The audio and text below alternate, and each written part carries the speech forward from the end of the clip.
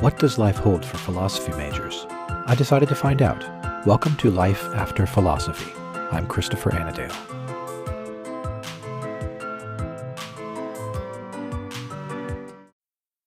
Here's what some former students recently shared about their lives after philosophy.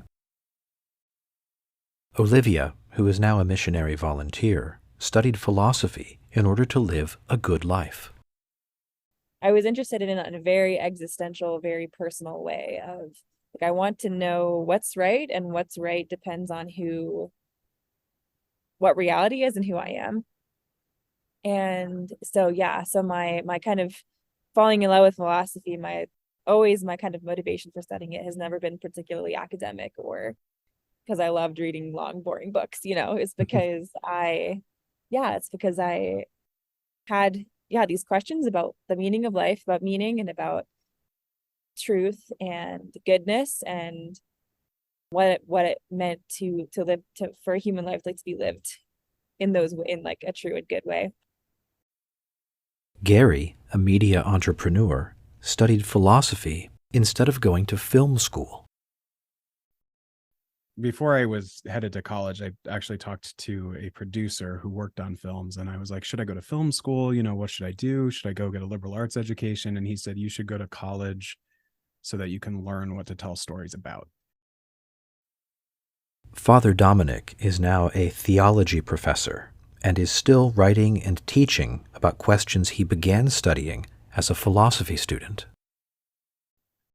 The question that I explored in my master's thesis was the question of the relation of the desire for happiness, which can seem like a selfish desire, and how this desire can be reconciled with altruism and the love of others for their own sake and the love of the common good. And that was a theme I explored through the thought of St. Thomas Aquinas as a philosophy student.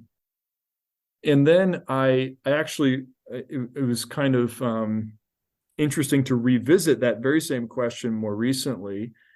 I actually just recently published a piece in the studies in Christian ethics that revisits the very same question with a bit, what I like to think is a bit more sophistication than I was able to muster at the time in my early grad years.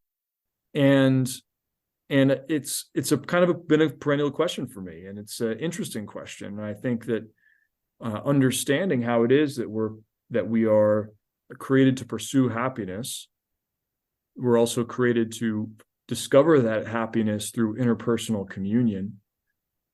How this leads to certain very important conceptions of human flourishing, human beatitude, and the nature of human willing and love.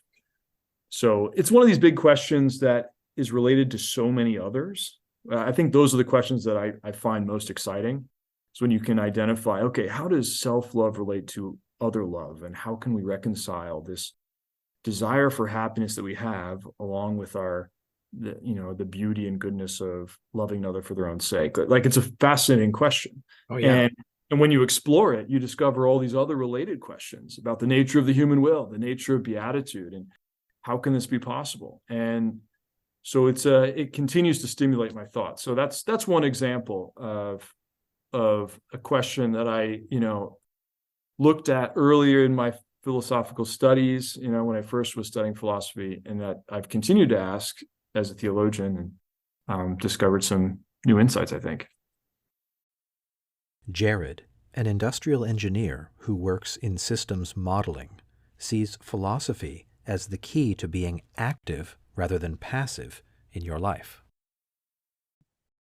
If you are taking life seriously, I think the biggest takeaway for me is that philosophy really sort of opens you up to looking at what you're doing, no matter what you're doing, and looking at who you are and being thoughtful about it, and really just stopping and thinking about it. And so whether it's work or whether it's family, your philosophy enables you to sort of just stop and smell the roses, or just stop and think and say, why am I doing what I'm doing? Why is this functioning the way it's functioning? Or why are these people interacting the way that they're doing? And so rather than being sort of a passive actor and just rolling from one set of motions to another.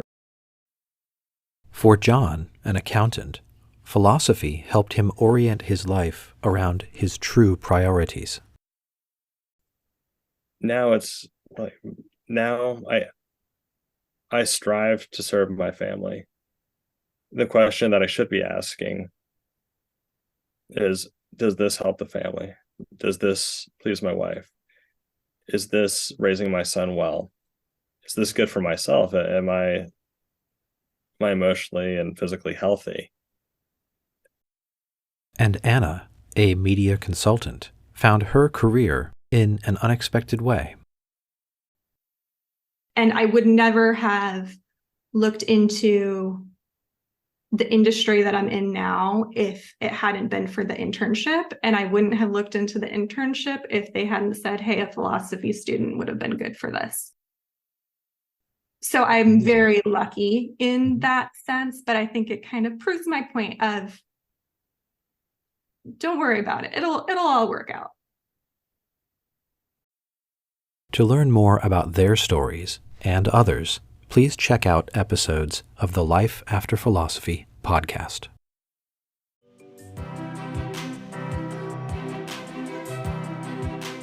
Thank you for listening to Life After Philosophy.